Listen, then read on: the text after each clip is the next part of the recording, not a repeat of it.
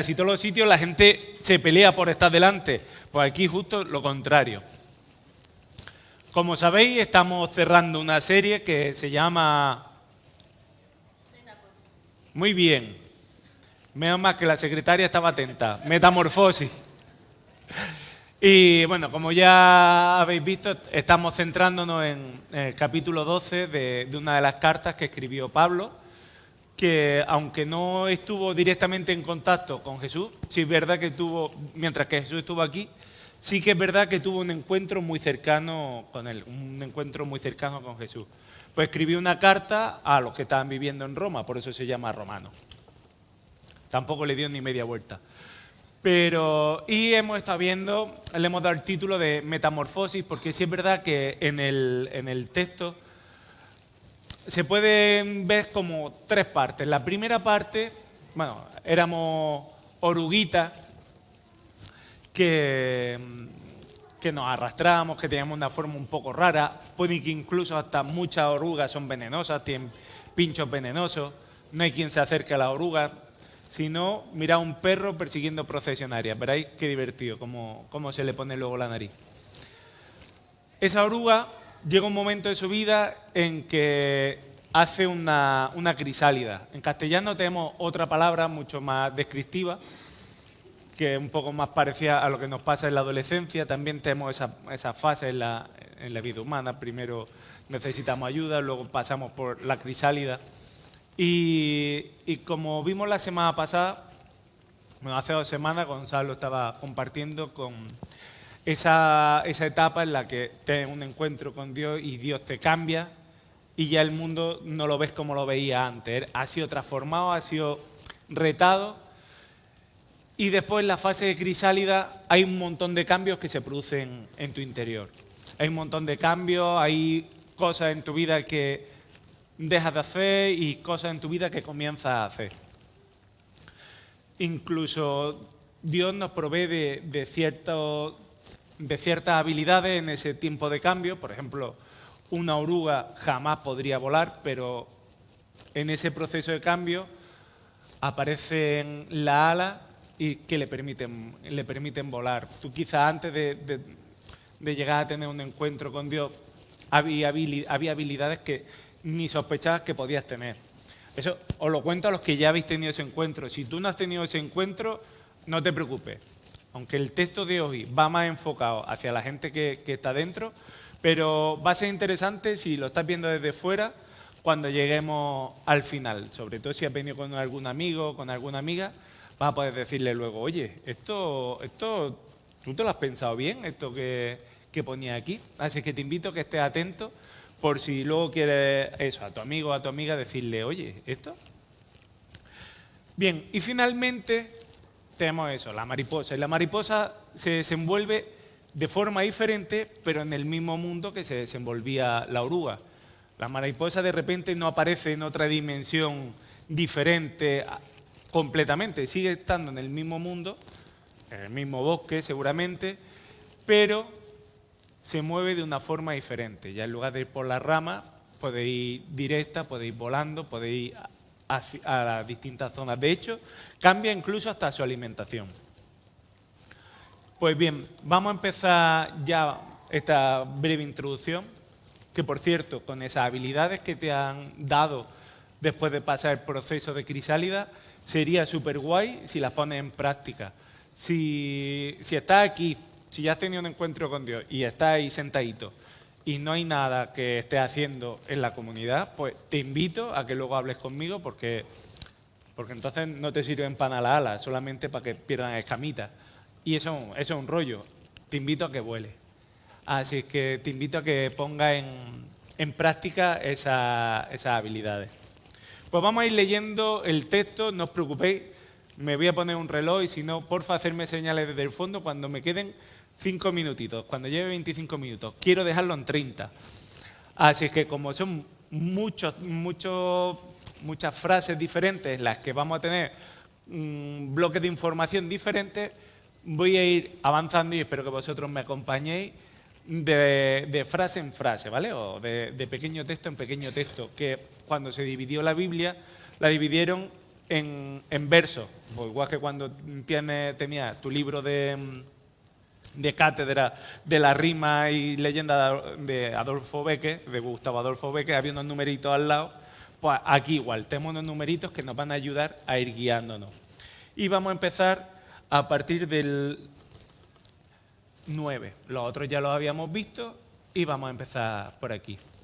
Y dice, el amor debe ser sincero, aborreced el mal, aferraos al bien. Aquí hay una serie de palabras muy interesantes. La primera, amor, que está muy guay. Nosotros en castellano solamente tenemos amor. Cuando se escribieron las distintas cartas que forman la segunda parte de la Biblia, se escribieron en griego. Y los griegos, al igual que los esquimales para el hielo, tenían un montón de palabras para amor. Nosotros hemos decidido que con hielo nos vale, nosotros me refiero a los que hablamos castellano, que con hielo nos vale para el agua congelada y hemos decidido que con amor, que del revés se escribe Roma, es suficiente para todas las expresiones de amor. Pero cuando se escribió había diferentes palabras. Este amor es el amor ágape, que es el amor que Dios nos da a nosotros. Y es un amor que es totalmente incondicional.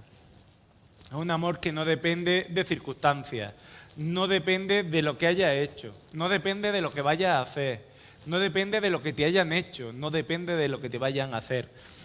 Es un amor que tampoco depende de tu subjetividad. Ese se expresa y es claro, es sincero, es transparente.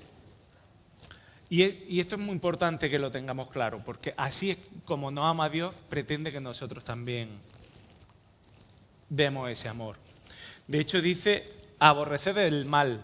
No dice, oye, que lo del mal, pues si lo evitáis, mejor. No, usa una palabra que es durísima. Aborreced es cuando rechaza algo, lo más gordo, vamos, es como lo siguiente, no, de hecho incluso antes que te den arcadas con el mal, ya sabéis, ¿no? Cuando hay un olor que es muy desagradable, que se te revuelve el estómago, pues en este caso es lo mismo, tiene que ser una repulsa, no hay una tolerancia, no, es aborrecer, es apartado, es alejado. Y sin embargo dice, aferraos al bien. Aquí voy a estar jugando mucho con las palabras y aferrado, o no sé si a vosotros también os sonará, a hierro, aferro. Y aferrado es el verbo que se usaba para poner los grilletes. Cuando el típico fantasma que hemos visto en los dibujitos que llevaban una bola de cañón así, atada al tobillo, bueno, atada a la sábana iba el fantasma con su bola, pues en este caso es lo mismo, es algo de lo que no te puedes desprender, por más que quieras, no hace falta que lo pienses, no es algo voluntario.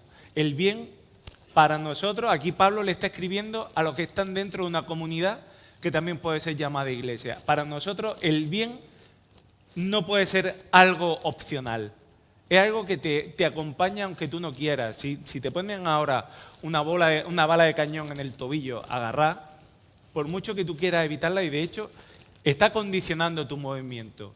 Tu conducta va a ser condicionada sí o sí por el bien.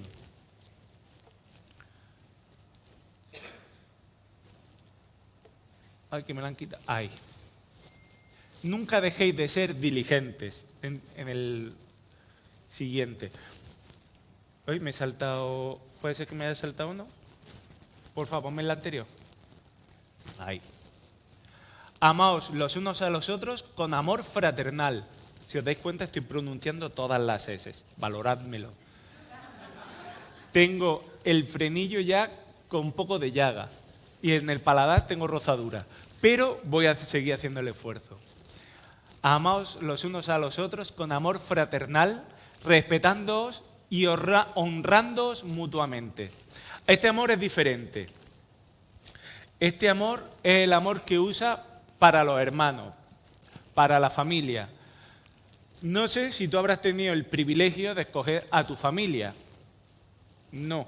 O sea, tú ya naciste en una casa con unos progenitores y si no eras hijo único, pues con hermanos y con hermanas, los que hubiera, mejores o peores, te llevarás mejor o te llevarás peor con ellos, pero es tu familia y tienes que amarlo. Del mismo modo, tú no puedes escoger al que tienes sentado al lado. Bueno, te puedes sentar en el otro lado, ¿no? Pero no implica que estamos juntos en esto. Nos caigan mejor los que tenemos al lado o nos caigan peor. Estamos juntos, somos hermanos.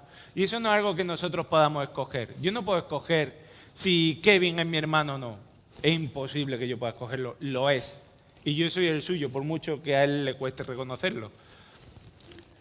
Es así, no podemos escoger. Y aquí, a lo largo del texto, hay un montón de indicaciones y de reglas de convivencia en las que lamentablemente estamos juntos en esto. No podemos evitarlo. Y además nos debemos de respetar y honrar mutuamente. Aunque a mí Kevin no me caiga bien, que es mentira, me cae súper bien. Aunque no me cayese bien, he de honrarlo y he de respetarlo. Y esto es un mandamiento, o sea, no es algo opcional, no está diciendo, bueno, pues ya si acaso los jueves le manda un mensaje y le dice, hola. No, nos está indicando que debemos de respetarnos y honrarnos mutuamente. De hecho, no tienes por qué ser amigo de un hermano. Es así de duro y de frío. Yo puedo no ser amigo de mi hermano de carne, pero soy su hermano y he de honrarlo. De hecho, con mi hermano y yo, aunque nos llevamos poco tiempo, yo siempre me he juntado con gente más mayor, los que me conocéis lo sabéis, y él siempre se ha juntado con gente más menor que él. O sea, es como nos llevamos 2 años, pero es como si nos llevásemos 15. Entonces, nunca hemos tenido una relación cerrada, pero eso no impide que nos respetemos y nos honremos y que nos queramos los dos muchísimo. Y es verdad que envidio la relación que tienen mis 2 hijos, que aunque no paran de pelearse, no pueden vivir el uno sin el otro. Eso a mí la verdad es que nunca me pasó. Desde pequeño no lo tuve, pero quiero un montón a mi hermano. Y Pablo, si llega a ver esto, te quiero un montón. Aunque no te lo diga lo que debería. Y continúa diciendo en el 11, nunca dejéis de ser diligentes, antes bien, servid al Señor con el fervor que da el Espíritu. Diligente. Aquí hay muchas palabras que las hemos ido perdiendo con el tiempo y con el avance del castellano, y ya hoy día nadie le dice has de estar diligente y presto en tu puesto laboral. A eso no se lo dice a nadie. Pero o debéis estar diligentes en la línea de salida de la carrera. Diligente quiere decir que tienes que estar atento y ser proactivo. Tienes que estar ya preparado. Porque si estás cazando mosca, como decía una maestra mía en infantil, digo en primaria, es que parece que estás cazando caballicos en el monte. Eso era que yo siempre estaba con la cabeza en otro sitio. Y sigo así. Debemos de estar preparados, en posición de guardia, en posición de arrancar, porque si no vamos a perder el salto y hay veces que vamos a necesitar reaccionar rápido. Dice antes bien, servid al Señor con el fervor que da el Espíritu. Fervor. ¿A qué palabra os suena fervor? Os doy una pista. La H, después del siglo XVI, al revés, la F se convirtieron en H. En hervor.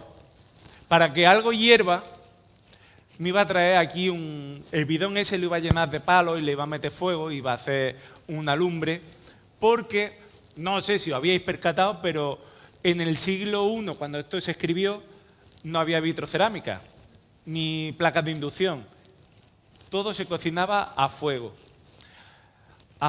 en el hogar. Y quedaos con esto, el hogar, que lo vamos a ver más adelante. Ese fuego tenía que mantenerse constante en las casas. No era como ahora que llegas con unos mixtos. Dícese de cerilla, en granadino a las cerillas las llamamos mixtos. Por si alguna vez os lo dicen. No era tan fácil como llegar con un mixto y prender lumbre y encender un fuego. Al revés, había que tener un hogar en el que siempre había un fuego encendido. Siempre había que mantenerlo encendido. Y el fervor ese, ¿quién lo da? El fervor del agua hirviendo, del agua bullendo. El agua cuando está mansa, de hecho, es que las imágenes que tiene la Biblia es que son guapísimas, porque la misma cinética de las moléculas de un líquido, cuando está quieto, se hiela y se para y no pasa nada. De hecho, hay mamuts que llevan en hielo, yo qué sé, 2000 años, 5000 años y no han cambiado nada. Y sin embargo, Dios nos pide que estemos en fervor, que estemos en movimiento, que estemos raudos, que estemos rápidos. ¿Y quién da ese fervor? El Espíritu. El Espíritu, que también en otros textos se traduce también como soplo, como aliento. Ese soplo continuo, constante, que tiene que estar llegando a un fuego. Si a un fuego le entra el aire muy rápido, lo apaga. Pero si le está soplando continuamente, suavecito, ese fuego se mantiene vivo, se mantiene chispeante, se mantiene activo. Si tú no estás sintiendo como el Espíritu te está soplando continuamente, nunca vas a tener el agua hirviendo. La tendrás calentita, la tendrás fría, más caliente, más fría, pero no en ebullición. Para que se mantenga en ebullición necesitas que el Espíritu esté soplando a tu vida continuamente.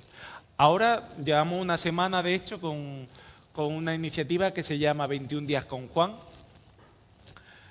Y llevamos ya una semana. Espero que si tú no tenías una rutina diaria con Dios, en la que lo buscaba, en la que leía, en la que escuchaba de Él, en la que oraba a Él, te animo a que te apuntes, porque además lo está haciendo gente de la comunidad y todas las reflexiones me están encantando escucharos. Y te invito a que empieces a participar. Si no has empezado todavía, hoy ya tienes un vídeo y mañana tendrá otro y pasado tendrá otro, y te invito a que leas esos capítulos antes de ver el vídeo, porque siempre es como leerte el libro antes de ver la peli. Si te ves la peli antes, pues ya no tiene tanta gracia, o por lo menos así lo creo yo. Y seguimos, dice en el verso 12, dice: alegraos en la esperanza, mostrad paciencia en el sufrimiento, perseverad en la oración. Pues empezando desde el final. Perseverad en la oración. Como os decía antes, necesitamos cierta rutina en nuestra vida. No sirve de nada que yo quiera correr la maratón si nunca he corrido antes. Pues seguro que me voy a lesionar, y si nunca he orado, seguramente que me voy a quedar frito y que no voy a conectar. Había un cuento, os lo voy a contar, un cuento oriental que hablaba de un príncipe que estaba en una torre prisionero. Siempre están en la torre prisioneros. ¿Por qué? Porque como no tienen puertas, la única forma de salir es por la ventana, y a nadie le gusta salir por 15 pisos para abajo. Bueno, pues estaba ahí, y todas las noches venía a visitarlo una princesa y le lanzaba una luciérnaga. La luciérnaga se posaba en su ventana y él decía: pues yo qué sé, ¿qué voy a hacer con este escarabajo? Nunca se acercaba al escarabajo. Además decía: un escarabajo que además da luz. Uf. Bueno, pues hasta que una noche cogió ese escarabajo. Lo cogió y se dio cuenta que tenía atado un pequeño sedal súper finito, súper finito. Fue tirando de ese sedal. Después del sedal vio que había un hilo de nylon. La historia es antigua, pero ya había nylon. Un hilo de nylon. Tiró del hilo de nylon. Al final de ese hilo de nylon había atado un cordel. Siguió tirando el cordel. Siguió tirando el cordel. Al final de ese cordel había una cuerda. Y al final de la cuerda había una maroma. Una maroma son las cuerdas estas gordas de los barcos. Si hubiese tirado directamente de la maroma el escarabajo, pues habría sido imposible que subiera. Pues una vez que ya tenía la maroma, la amarró en la habitación y se descolgó por esa maroma. Cuando comienza a orar, primero son frases cortitas. Si profundiza, cada vez vas a poder pasar más tiempo, vas a poder escuchar también a Dios hablando a tu vida. Pero de primera es muy difícil, de primera te pone y dices: bueno, ¿y cómo lo hago? De hecho, solamente hay un ejemplo de oración en la Biblia, que es cuando Jesús se la da el Padre Nuestro. pero sin embargo sí nos pide que estemos orando. O sea, tienes que hacer tu camino, tienes que tirar tú de ese escarabajito y te invito a que lo hagas. De hecho, cuando oramos al principio, siempre es para contar nuestras penas a Dios, para decirle, es que estoy, que no llego a fin de mes, es que estoy, que lo estoy pasando mal, es que tengo una enfermedad, es que tengo un cuñado que no lo aguanto, a ver qué podemos hacer. Pero conforme profundizas en esa relación, empiezas a escuchar a Dios y empiezas, en lugar de ponerte a ti, a poner a Dios por delante en la oración. Dice, alegraos en la esperanza. La esperanza no es algo que ya haya llegado, la esperanza es lo que va a llegar. Y te alegras en eso. O sea, cuando tú le pides, por ejemplo, estás pasando por un mal momento y le pides a Dios que te ayude, que te socorra. Y ahí ya, en ese momento, ya tienes que estar alegrándote en la esperanza. Eso a lo mejor llegará o no. Pero lo que te está pidiendo es que en ese punto, en ese momento, estés alegrándote. Estés alegrándote y aunque estés luchando, luches alegre, luches contento. Y mostrar paciencia en el sufrimiento. Esto es súper difícil y además totalmente contracultural, porque si lo pasas mal, lo que quieres hacer es quejarte, y todos lo hacemos, aunque sea de forma inconsciente. ¿Por qué? Porque pasarlo mal, nadie quiere hacerlo. Y pasarlo mal no es divertido, no es agradable, no es algo en lo que mostrar paciencia, de hecho, es algo en lo que mostrar desesperación. Y aquí Pablo nos está diciendo, mostrad paciencia en el sufrimiento. Sigue diciendo, ayudad a los hermanos necesitados y practicad la hospitalidad. En este tiempo, en el primer siglo, había habido también un proceso de persecución en Jerusalén y había habido mucha gente que se habían hecho misioneros a la fuerza. De hecho, yo conocía a un jefe de una organización misionera que siempre decía que puedes irte a hacer misiones o bien en avión o bien en ballena, que tú escogías. Y en este caso les tocó ballena. Hubo persecución y los dispersaron por todo el Imperio Romano. Eso está guay porque se movieron por toda la zona que circundaba el Mediterráneo. Pero esa gente muchas veces llegaba a sitios en los que no era como ahora que dice, bueno, pues me voy a un Airbnb o algo similar. No, llegaban a las ciudades y no tenían dónde alojarse y se alojaban en casas de otros. Te invito a que lo hagas. Para nosotros ahora mismo nuestro piso es súper pequeño y es lo que más estamos sufriendo, que no podemos alojar con hospitalidad a alguien, o por lo menos en unas condiciones dignas, y lo estamos pasando fatal, porque antes cuando podíamos hacerlo disfrutábamos un montón. Y de hecho te enriquece, incluso aunque no sea alguien que venga de otra comunidad, sino, por ejemplo, ayer estuvimos charlando un rato con el marido de una amiga que ahora está viviendo fuera, está viviendo en Tailandia, él está aquí, él viene de Irak y fue muy guay hablar con él, fue muy enriquecedor y las historias que contaba, es verdad que si no nevero, es ben trovato, o sea, contaba unos historiones de la guerra, que al final siempre te enriquece. Puede parecer que abrir tu casa, ceder espacio, ceder una cama, te va a costar dinero, pero lo que te va a hacer es que te va a enriquecer. Es como viajar sin moverte de tu salón. Y te invito de verdad a que lo hagas, a que lo disfrutes.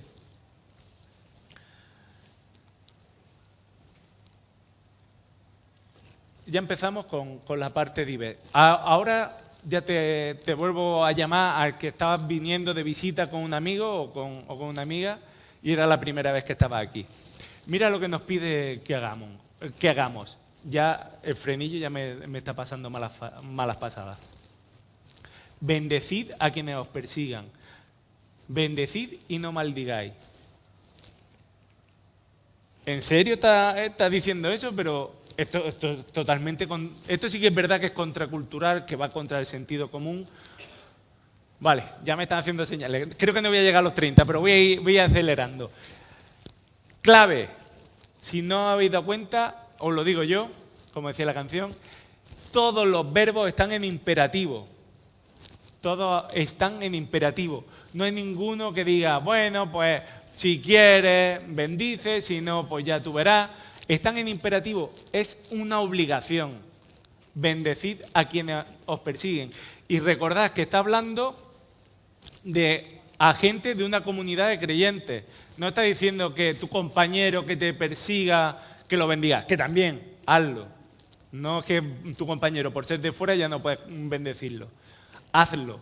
Pero está diciendo a quienes te persiguen. Y es probable que en un momento u otro de tu vida, alguno de los que tienes sentado cerca sea esa persona que te persiga. Esto es durísimo, esto es súper difícil. ¿Y cómo va a ser posible que si aquí somos todos hermanos, que somos una familia, haya alguien que nos persiga? Pues puede pasar y va a pasar. Y lo que debes de hacer es bendecir y no maldecir. Lo que queremos todos es justicia, pero justicia no es bendecir. Dice, alegraos con los que están alegres y llorad con los que lloran. Es súper fácil, como en tiempos también he sido actor, y es súper fácil hacer llorar a la gente. Solamente tienes que bajar un poquito las luces, poner la música en menores y ya está, y poco más. Y la gente te llora, y os puedo asegurar que la gente llora. Pero hacer reír es súper difícil, es súper difícil. Y es súper difícil alegrarse con los que se alegran. Todos entendemos que la compasión con quien está mal es algo muy importante, pero generalmente cuando alguien consigue algo, un logro, una meta por la que tú también estabas luchando y tú no la has conseguido, generalmente las palabras que te salen no son las de «Oh, qué bien, cómo me alegro por ti», sino «Oh, qué...» y generalmente después va un adjetivo del ganado caprino. Y la gente solemos tener ese odio por el que le va bien, especialmente los españoles. No conozco ni a un autor en castellano que en su tiempo le hayan reconocido. Siempre era, pues no era para tanto. Cervantes se murió muerto de pena, López se murió muerto de pena, Calderón se murió muerto de pena, Góngora no merece la pena. Pero, en fin, de hecho, nuestro panteón de hombres ilustres en España no tiene a nadie. En otros países tiene un panteón de hombres ilustres, de personas ilustres, y tienen a la gente que ha hecho grandes cosas por su país. Nosotros hay un término que se usa, que los españoles somos cainitas. Incluso, y eso lo llevamos en herencia, lo tenemos dentro del cuerpo. Y si tú estás viniendo de otra cultura, amigo, amiga, esa cultura está permeándote a ti. Y ese odio al que le va bien no es natural, por lo menos en España. Y dice, alegraos con los que están alegres. Así que os desafío, esto es un desafío a que lo hagáis. Vivid en armonía los unos con los otros. No seáis arrogantes, sino haceos solidarios con los humildes. No os creáis que sois los únicos que sabéis. Armonía. Armonía es muy interesante. Yo, como sabéis, de música entiendo más bien poco. Pero la armonía es la ciencia que estudia la sucesión de acordes para crear algo agradable al oído. Y un acorde son varias notas tocadas a la vez. Para que sea agradable al oído, cada nota tiene que sonar en su justo nivel. No sirve de nada que haya unas notas que suenen muchísimo, pero que el resto no suenen. Eso lo hacía Frank Zappa y cuesta mucho trabajo escuchar los discos de Frank Zappa. Pero te tienes que esforzar para poder escucharlo. Sin embargo, Bach o alguien más reciente, no sé, decirme a alguien reciente que no... La armonía es ese arte en que cada nota suena en su nivel. No sirve de nada que alguien dentro de nosotros haga grandes cosas súper mega fantásticas si no puede ir acompañado del resto, si el resto no están sonando tan bien. Necesitamos sonar como una sola nota, como una sucesión de notas, y que cuando unos suben, a lo mejor otros bajan. Y como hablaba Gonzalo el otro día con la metáfora del cuerpo, si una parte de mi cuerpo crece muchísimo, por ejemplo, mi hombro crece muchísimo, pues lo que voy a tener aquí un bulto, y ese bulto no va a ser bueno. No va a ser bueno. Dice, No seáis arrogantes, sino haceos solidarios con los humildes. Aquí se está refiriendo a los oficios, a las ocupaciones más humildes, más con menos estima. A muchos, bueno, a muchos. En nuestra comunidad no suele pasar, que casi todo el mundo le gusta estar aquí, pero en nuestra comunidad encontrar gente que dé un saludo y demás nos cuesta, pero habitualmente a la gente le gusta mucho el foco. Y le gusta cosas en las que se le vea mucho. Y las otras actividades no se llevan tanto a cabo. En nuestro caso, os puedo asegurar que no es así. Hay mucha gente participando en cafetería, hay mucha gente participando en otras actividades y está genial. Necesitamos a más gente. Eso no quiere decir que cafetería ya esté bien, no. Necesitamos a más gente. Gente que se encargue de todas las áreas. Y no creáis que sois los únicos que sabéis. En definitiva, no seáis unos cuñados. Tenía más, pero no me voy a entretener. Se ha entendido, ¿verdad? No paguéis a nadie mal por mal y procurad hacer lo bueno delante de todos. No paguéis a nadie mal por mal. Totalmente contracultural. Aquí ya empieza a enlazar con el Sermón del Monte. Pablo no vio ese discurso, el discurso del monte, de la montaña, pero sí conoció a gente coetánea que lo vio. De hecho, algunas de las biografías de Jesús ya estaban escritas cuando Pablo escribió esta carta.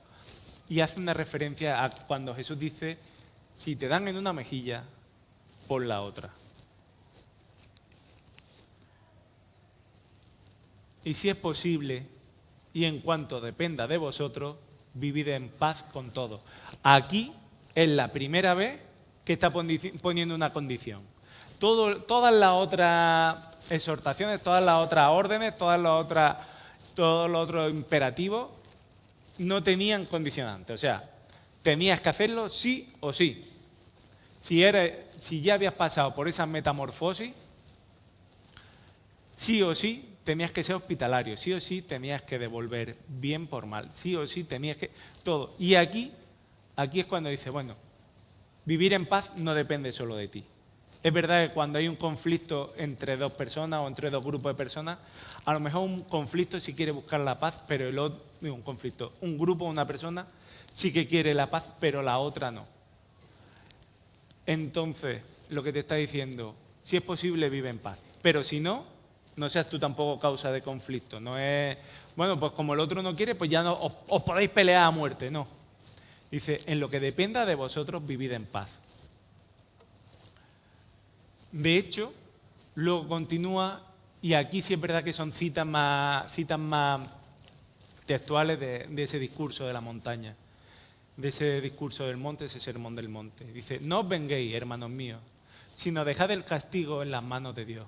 Porque está escrito, mía es la venganza, yo pagaré, dice el Señor. Antes bien, si tu enemigo tiene hambre, dale de comer. Si tiene sed, dale de beber. Actuando así, harás que se avergüence de su conducta. El otro día estaba en un parque y había unos niños peleándose. Y una de las madres salió corriendo detrás de su hijo, lo agarró de un puñado y le dijo, no te dejes pegar. Es totalmente lo contrario a lo que hay ahí escrito. De hecho, si hemos estado leyendo el libro de Juan estos días, había un momento en que el mismo Jesús decía que no es el Padre el que juzga, sino es Jesús. O sea, si ni siquiera a Dios Padre le corresponde juzgar, ¿por qué me va a corresponder a mí o te va a corresponder a ti? No es nuestra cuestión. Nuestra cuestión es que si tu enemigo tiene hambre, que le des de comer. Y si tiene sed, dale de beber. Y si actuando así, harás que se avergüence. Hay otras versiones en las que dice, y amontonará ascuas sobre su cabeza. No imaginéis una lucha en un castillo medieval y tirándole un caldero de aceite hirviendo por encima y ascuas y esas cosas. No era eso.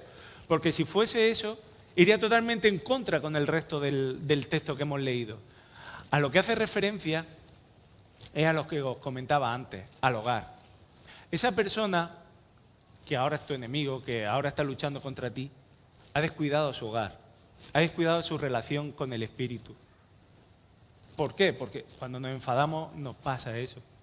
Sin embargo, al tú responderle bien por mal, lo que estás haciendo es dándole ascuas de tu hogar, de tu fuego que tienes que mantener. De hecho, había una persona que generalmente eran las mujeres porque era el Imperio Romano y era así, no podemos cambiarlo. No, hoy día no debería ser así, pero en el siglo I, en el Imperio Romano, era así. Eran las mujeres las que se encargaban de cuidar el hogar, de que siempre hubiese agua, de siempre ir echando un palito para que siempre hubiese agua. Y si a alguien se le apagaba su hogar, se le apagaba el fuego que había en su casa, si tú le dabas agua, la iban a poner en un caldero, porque si la echaban en una bolsa de plástico, aparte de que no había plástico, se iba a quemar. Lo ponían en un caldero y poniéndose una toalla en la cabeza, la llevaban en su cabeza hasta su casa. Porque si llevas la agua aquí, efectivamente, el sobaquillo se te va a poner un poco caliente. Lo llevaban arriba pues, para no quemarse. Tú estabas amontonando agua sobre su cabeza. Le estabas dando de lo más preciado tuyo. Si le estás dando de beber a alguien que te está haciendo la vida imposible, le estás dando de lo más preciado tuyo, de esa relación pura, de esa relación intensa con Dios. De ese espíritu que está soplando, que está haciendo que hierva ese fervor que hablábamos al principio. Y aquí ya, cerrando el círculo, muy parecido al primer verso que leíamos, dice, no te dejes vencer por el mal, al contrario, vence el mal con el bien. Vence. Es una lucha, es una batalla, no es como he dicho antes, eran todo imperativos, no es algo opcional. Vence al mal con el bien. Jesús venció al mal con el bien. ¿Os imagináis que Jesús cuando iba para la cruz dijese, pues es que fulano ha hecho no sé cuánto, o es que pues este primero tendrá que arrepentirse? Dios no te pide que te pongas en paz antes de acercarte a Él. Te pide que te acerques a Él. Y una vez que te has acercado a Él, que te pongas en paz con Él. Que una vez que tú te has acercado a Dios, reconozcas el pecado que hay en tu vida. Y pecado es aquello que nos separa de la voluntad de Dios. Simple y llanamente eso. Que tú reconozcas que querías ser el que mandara en tu vida, el que decidiera todo en tu vida, el que controlara tu economía, el que controlara tus relaciones, controlara tu agenda. Y Dios te está pidiendo, no, quiero ser yo, voy a ser yo el que controle todo eso. Y de hecho, en una de las cartas que escribió Pedro, dice, en el capítulo 2, en el verso 21, dice, para esto fuisteis llamados, porque Cristo sufrió por vosotros, dando ejemplo para que sigáis sus pasos. Él no cometió ningún pecado, ni hubo engaño en su boca. Cuando proferían insultos contra él, no replicaba con insultos. Cuando padecía, no amenazaba, sino que se entregaba a aquel que juzga con justicia. Él mismo en su cuerpo llevó el madero de nuestros pecados, para que muramos al pecado y vivamos para la justicia. Por su herida habéis sido sanados. Antes erais como ovejas, descarriadas, pero ahora habéis vuelto al pastor que cuida de vuestras vidas. Antes cada uno teníamos una vida. Nuestra vida personal éramos oruguitas que íbamos por ahí, por el monte, ni siquiera éramos como procesionarias que van todos juntos. Éramos oruguitas perdidas por ahí. Pero en el momento en que Dios nos ha transformado, somos como esos grandes bandos de mariposa monarca que van todos juntos. Y ahora tenemos un pastor que nos guía. Antes estábamos descarriados, como decía aquí, como ovejas. Un pastor que lo dio todo, que sufrió por nosotros, que entregó su vida sin juzgarte. No nos juzguemos unos a otros. Es verdad que nos vamos a hacer daño unos a otros. Y yo, a algunos de vosotros, os he hecho daño en estos días. Y a algunos de vosotros os vais a hacer daño entre vosotros. Y eso va a ser así. No podemos evitarlo. Y va a ocurrir. Pero no dejemos que pase el tiempo. Tenemos que No nos podemos dejar vencer por el mal de qué mal lo estoy pasando. Porque es verdad que lo estoy pasando mal. Es verdad que me han hecho daño. Eso no es ficticio, no es imaginario. Me han hecho daño. Y además probablemente me han clavado una puñalada justo entre las paletillas donde es imposible quitártela. Y lo estás pasando mal y te está doliendo muchísimo. Pero aquí Pablo nos invita a hacer como hizo Jesús. A vencer el mal con el bien. Os invito a que cerréis vuestros ojos y que hablemos juntos con Dios. Y si tú estás acompañando a ese amigo tuyo, a esa amiga tuya, quiero que le preguntes si está haciendo esto. Si está venciendo el mal con el bien o si se está dejando llevar. Tú lo estás viendo, tú estás ahí a su lado. No sé si se está dando esto aquí o si me estás viendo desde tu casa, yo qué sé, en cualquier sitio que se hable castellano. Tenemos una responsabilidad como hijos de Jesús.